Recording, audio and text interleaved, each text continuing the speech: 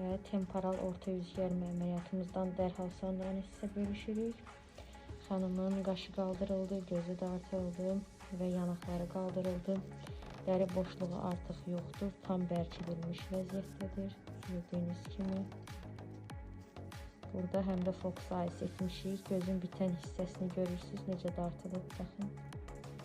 Gözün bitən hissəsindən dartmışıq və tikiş xəttimiz saçın içindən olmuşdur. Qaşımız da tam fiks olunubdur.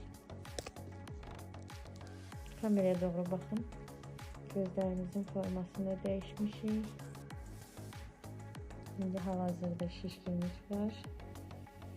Bu şişkilər də çəkiləndən sonra artıq gözümüz iriləşmiş olacaq.